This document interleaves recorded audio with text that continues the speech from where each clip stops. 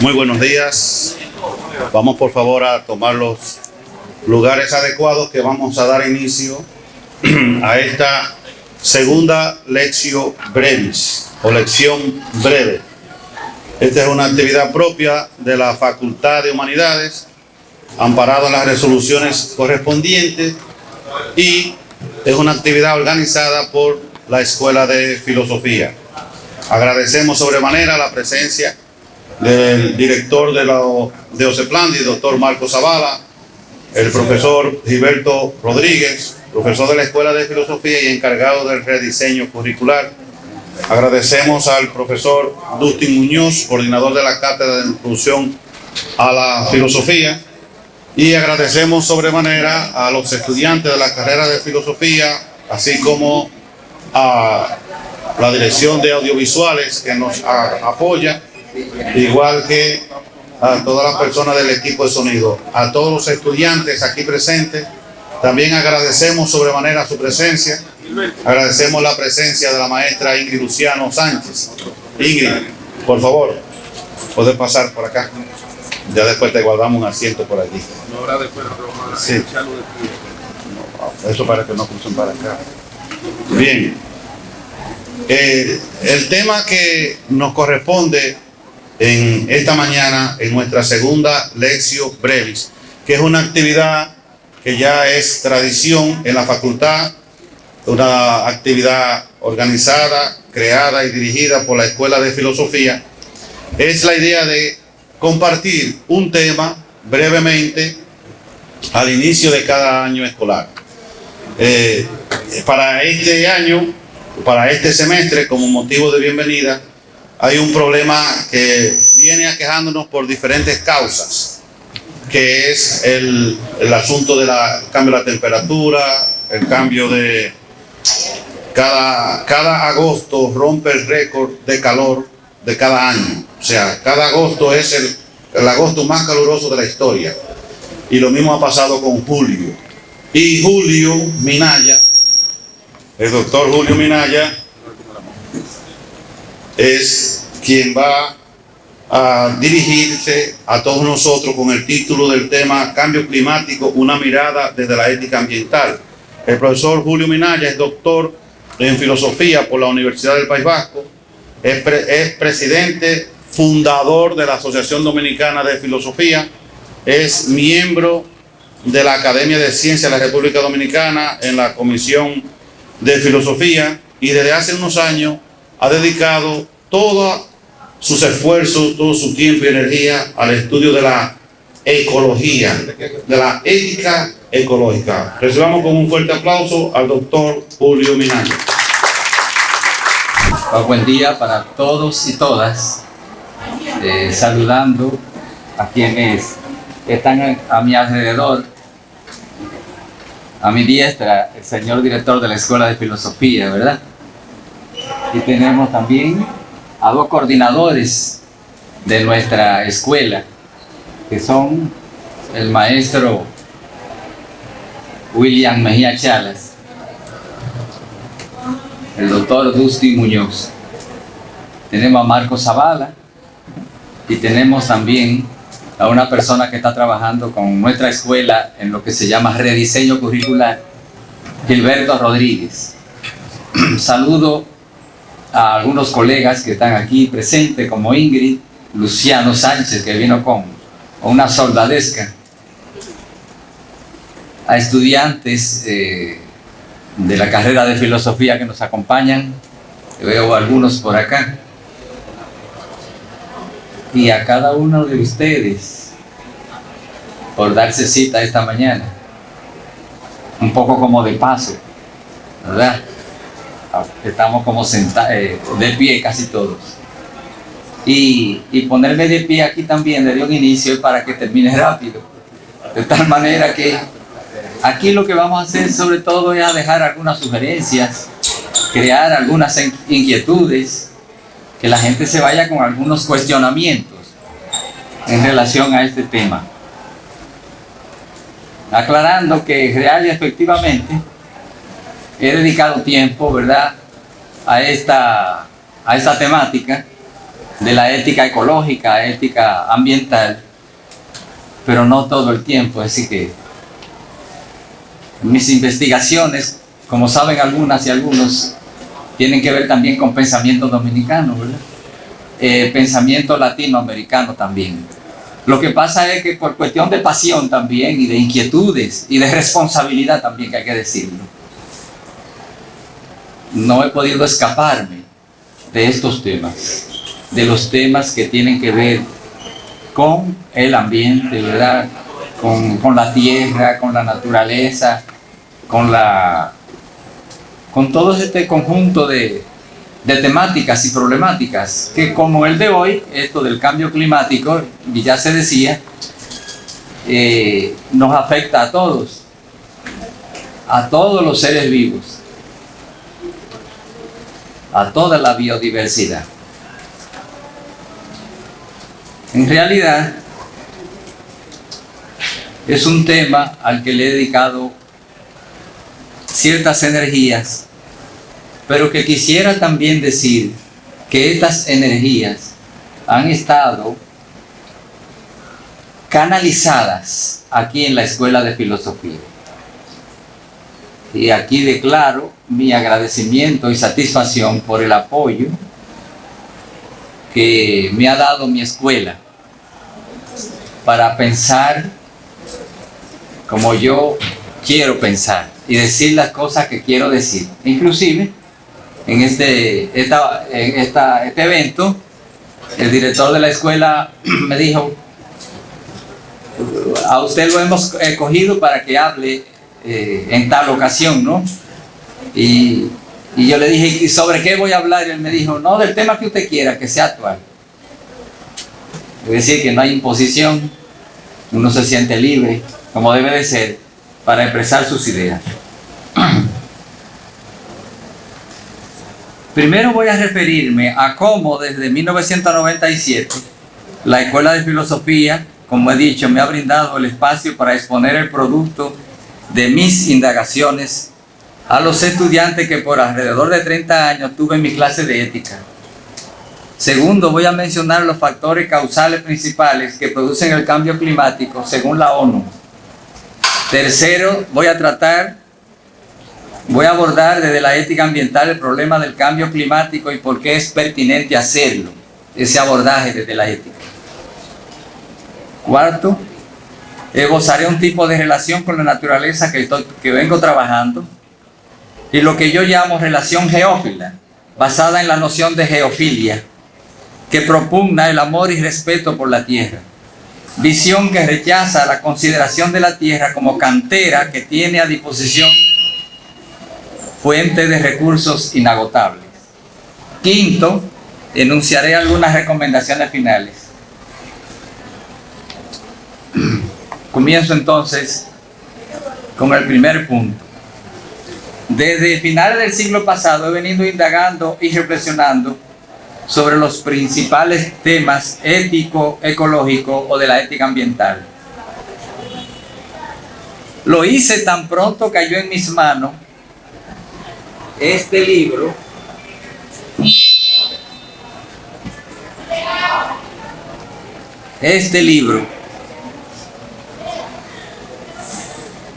que se llama El principio de responsabilidad,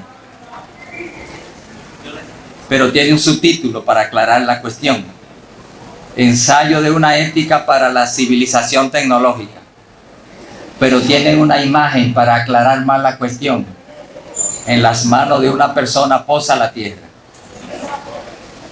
Si uno lee el principio de responsabilidad, piensa: ahora vienen a hablarme de moral otra vez y estoy cansado de eso. Pero ya está claro por dónde va este libro.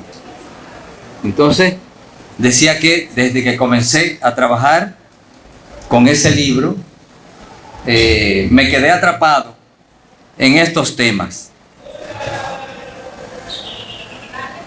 De los temas tratados por el autor, he participado en algunas conferencias y simposios aquí en la UAS, en centros regionales universitarios, en la Academia de Ciencias de la República Dominicana, entre otros lugares.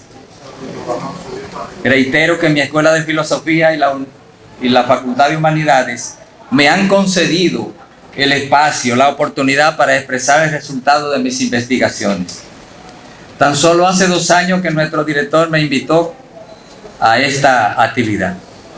Bueno, no a esta actividad, hace 2 años que me invitó al primer curso de filosofía de verano dedicado a la ética y a varios de los problemas actuales que la impactan. Por vez primera expuse planteamientos propios en un módulo que llamé Geofilia, aproximación a una ética ambiental de nuestro tiempo. Aquí ya no estuve simplemente repitiendo o reproduciendo un saber adquirido, sino que a partir de lo aprendido de otros autores, como el antes mencionado, me aventuré a formular una reflexión con ribetes ético-ambientales. Ese mismo tema lo llevé a un congreso en San José, Costa Rica, el año pasado. Y hace un mes publiqué un artículo en una revista indexada nacional. El trabajo prosigue ahora, pues he estado impartiendo un seminario monográfico a estudiantes de la carrera de filosofía con la misma temática. Si a esto agregamos que al menos 3 estudiantes egresados de nuestra escuela, que han sido mis alumnos, elaboraron su tesis de licenciatura acerca de cuestiones ético-ecológicas que surgieron en el fragor de discusiones tenidas en los cursos impartidos en la universidad, entonces podría decir con mucha satisfacción que junto a mis estudiantes hemos colaborado con el desarrollo de una atmósfera de trabajo teórico dentro de nuestra escuela. Tengo pues razones para agradecer el ambiente de facilidades que aquí se nos ha otorgado. Segundo, dicho lo anterior, paso al segundo aspecto. Y aquí enuncio brevemente los factores causales principales del cambio climático. Pero primero haré una aclaración importante entre cambio climático y calentamiento global. Cambio climático es más general. El cambio climático implica el calentamiento global, pero también implica las consecuencias de este calentamiento. Si hablamos de desertificación, si hablamos de que los polos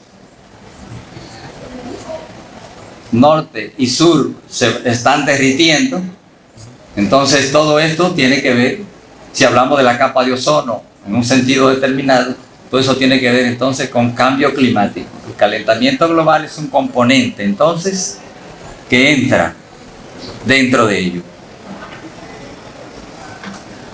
La ONU nos presenta 7 causas básicas del cambio climático. Voy a mencionar solamente lo que implica la generación de energía. Pensemos en la electricidad, ¿verdad? Bueno, sabemos que es con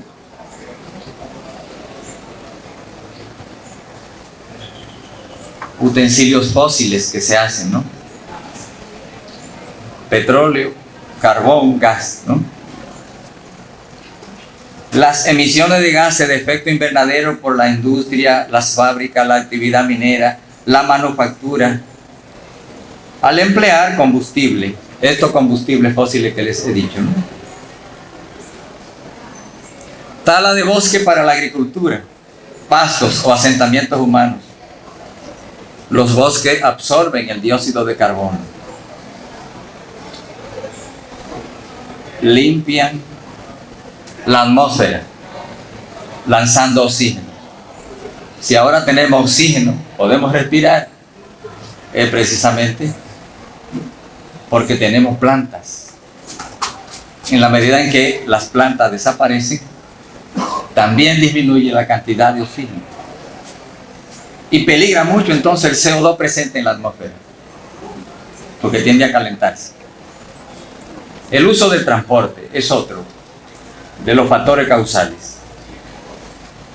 Bueno, sabemos cómo nos movemos, los grandes camiones, los trailers que van por las autopistas y por medio de la ciudad. Todo esto implica una enorme emisión de gases de efecto invernadero. La producción de alimentos. Para producir los alimentos, ¿cuánta energía se necesita? ¿Verdad? La energía de los edificios. Pensemos en uno de los edificios que quizás en lo que vivimos en nosotros. Un edificio que necesita, que tiene instalado, pudiera ser hasta 300 acondicionadores de aire. Pero para cocinar, para las actividades, para la conectividad, etcétera, etcétera. Todo el conjunto de energía que se requiere para eso. El consumo excesivo. El consumo nos consume.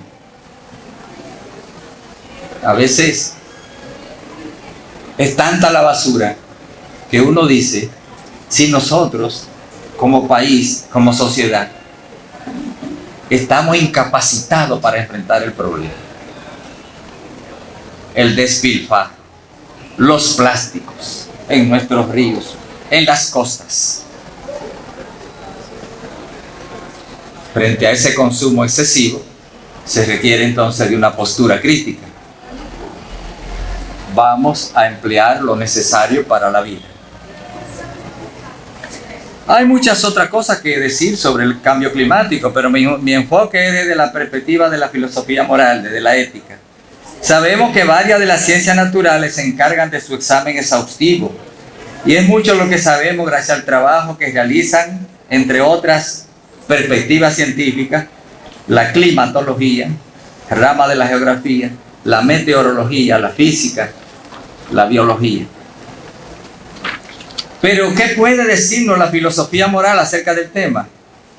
¿Existe un abordaje sobre el problema hecho desde la ética ambiental que pueda ser provechoso, con validez incluso para los mismos científicos? Con esta pregunta estamos ya en el tercer subtema de esta exposición. Desde que surgió la ética ambiental en 1949, de la mano del ingeniero forestal y conservacionista estadounidense Aldo Leopold, con su brillante ensayo Ética de la Tierra, ya quedó justificado el rol teórico de la filosofía con respecto a estos temas. Para Leopold, las tareas que tenía frente a sí y que trata en su Ética de la Tierra demandaba la participación de los profesionales del quehacer filosófico.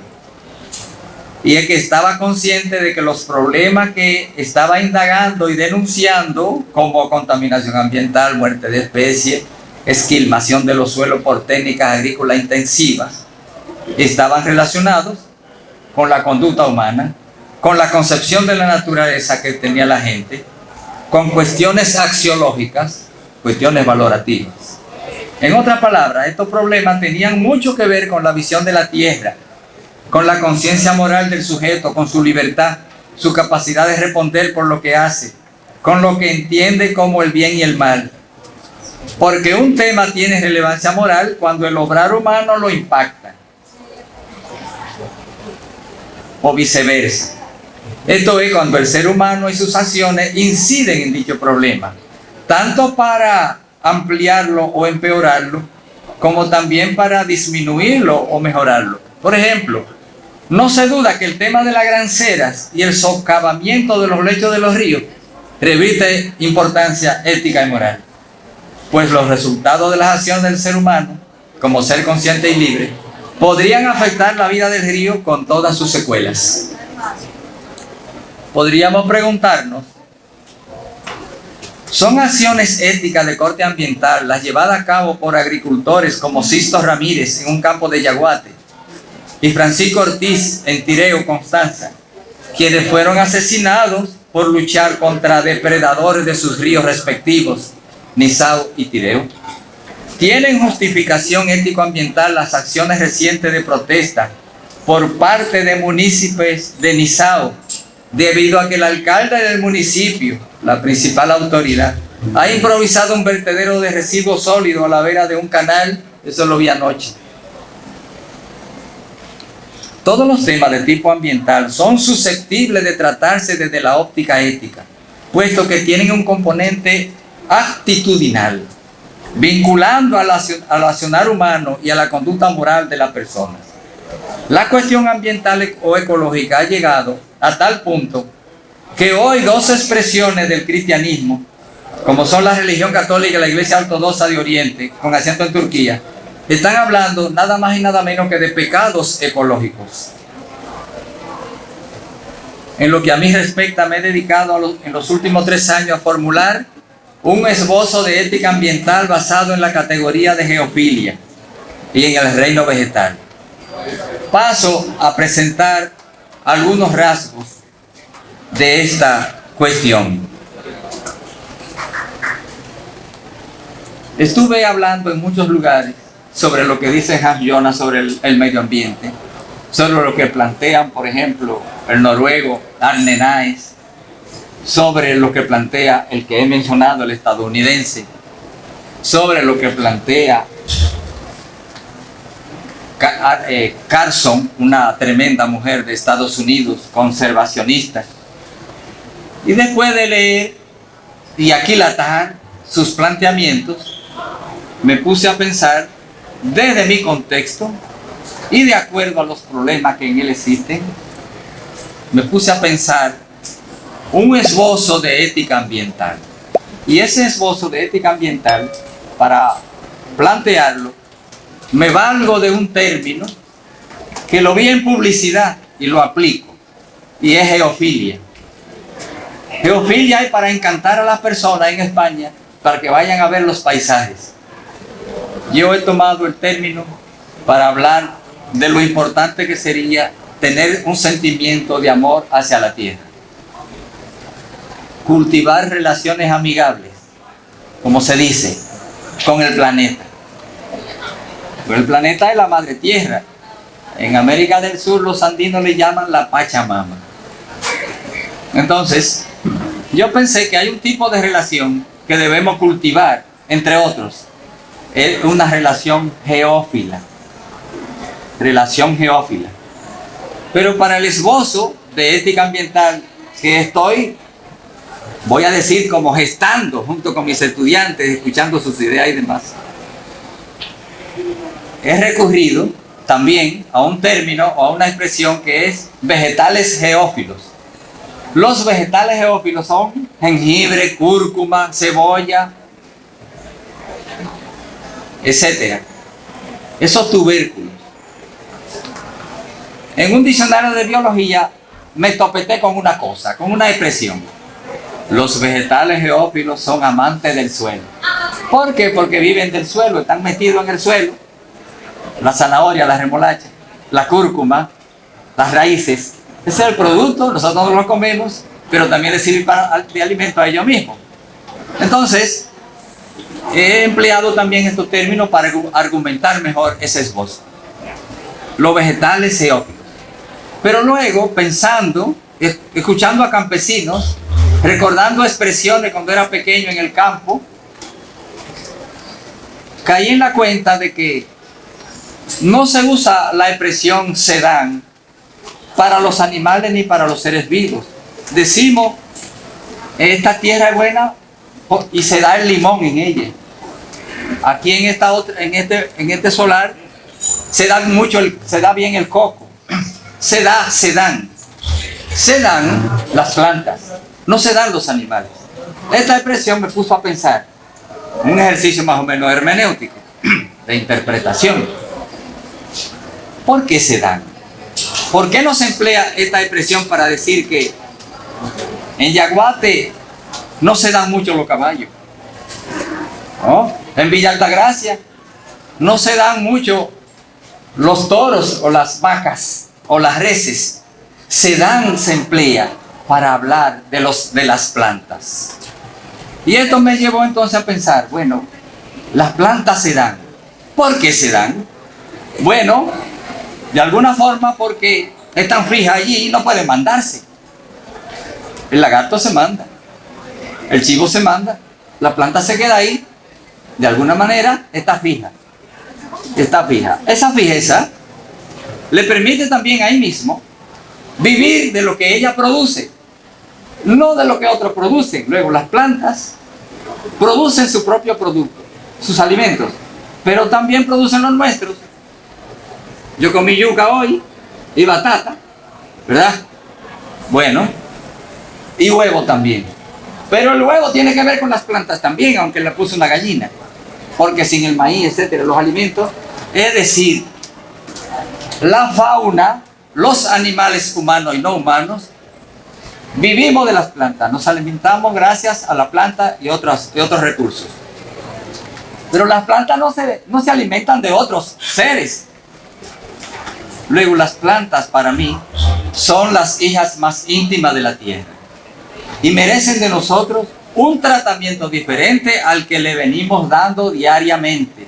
¿Por qué? Porque estamos talando los árboles. Hay una deforestación tremenda, tremenda.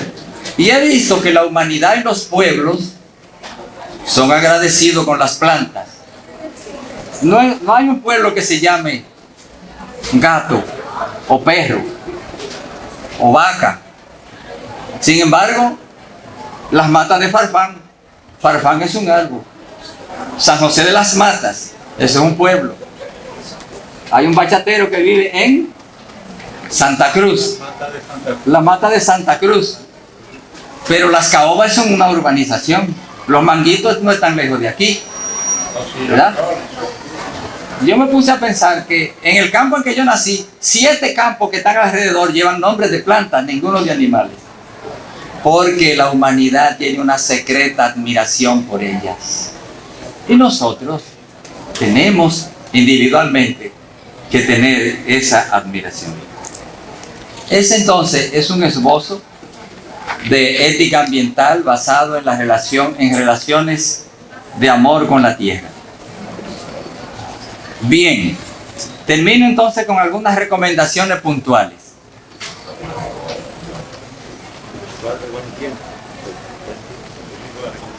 Creo que tenemos por aquí unos controles eficientes. Recomendaciones finales en torno a la temática.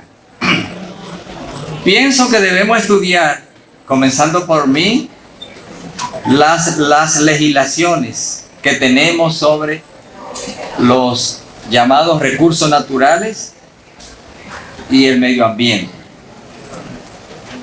Hay una ley general al respecto. Nosotros tenemos que estudiar esa ley, estudiarla al dedillo. Debemos plantearnos la necesidad de incluir en la Constitución Dominicana lo que ya está consagrado en constituciones de países andinos y amazónicos. Me refiero a los derechos de la naturaleza. La naturaleza tiene jueces, tiene policías, tiene garantes, tiene en el Parlamento representantes, porque la naturaleza, dicen los pueblos andinos, tiene dignidad, no solamente los seres humanos. Y ya esto viene a romper un poco, ¿verdad? Paradigmas, esquemas. Que la naturaleza tiene derecho. ¿Hasta qué punto tienen derecho a un bosque? ¿Hasta qué punto los ríos, los océanos son sujetos de derecho? Eso viene trabajándose desde hace tiempo. Uno de los primeros que lo planteó fue Hans Jones. Varias páginas le dedica a la temática. Pero no tienen derechos humanos, son derechos naturales. Pero esos derechos tienen que ver con la vida. Están dirigidos a preservar la vida. Ya Spinoza lo ha dicho. Todo lo que vive. Si los países de tierra firme ya tienen los problemas que tiene el mundo, estas islas nuestras, los países nuestros, vulnerables desde el punto de vista climático, porque el nivel del mar, aunque uno no es imperceptible, va subiendo en la medida en que los cascos polares se van derritiendo. Entonces, ya en Panamá hay una isla que tuvieron que desalojar a todas las personas porque sus casitas, todos sus mobiliarios y demás, todo eso quedó. Entonces el agua estaba ya al nivel del techo. Y hubo entonces que embarcarlo a otro lugar. Se le asignó a otro lugar en Panamá. Bueno, eso es un avance. Ese es un avance. El autor Hans Jonas dice, le preguntó a un periodista a Hans Jonas en una ocasión, ¿usted cree que ese trabajo que usted hace, de llamar a la conciencia, de trabajar, de teorizar, de hablar de los derechos de la naturaleza, de la dignidad de la naturaleza, todo eso, ¿usted cree que la gente le va a hacer caso a eso? Y él dijo, si no toda la gente, hay una parte que sí. La gran parte de las personas van a tomar medidas, van a hacer caso cuando el agua le llegue al cuello, dice. Dice, por tanto, el temor tiene un principio heurístico. Hay en el temor, ¿verdad?, una fuerza para llevar a la persona por el miedo a adoptar nuevas actitudes y nuevas visiones y nuevos comportamientos. Evidentemente que nosotros debemos seguir trabajando. Bien, entonces, enuncio solamente ya, sin comentar, lo siguiente. No podemos dejar de tener de vista el colapso ecológico de Haití. El haitiano es un inmigrante ecológico, habitante de un territorio cuyo estado está colapsado. Este es un tema que debemos abordar con objetividad y responsabilidad, porque es muy complejo. Tener al lado un país que tiene ese problema. ¿Cómo debe ser nuestro comportamiento frente a Haití? ¿Qué debemos hacer aquí y ahora? Y no después. Hace falta examinar de modo crítico la concepción tradicional que se tiene de la naturaleza o de la madre tierra. La naturaleza como cantera inacabable de recursos. El ministerio nuestro que tiene que ver con estos temas se llama de recursos naturales. La naturaleza se ve como recursos. Y medio ambiente. El ambiente está partido por la mitad. Hay que abocarse a profundizar en lo que se ha denominado crisis civilizatoria actual. Es una crisis civilizatoria con los valores occidentales que hoy se plantea que hay que mirar a los pueblos originarios porque ellos tienen una relación con la naturaleza y con la tierra que a nosotros nos hace falta ver y hasta emular. Debemos cultivar una relación geófila basada en el reino plantae, cuidar, reforestar, cuidar a Vegetalia. Hay que respetar y preservar la biodiversidad, estar alerta frente a la deforestación o tala de árboles. Ante el extractivismo minero por San Juan suenan vientos de compañías mineras que le interesa un oro que hay por ahí.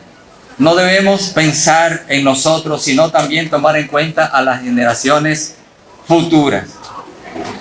No sucumbir al consumismo desbordado que daña a la persona misma, contamina el ambiente y conlleva el despilfarro. Muchas gracias.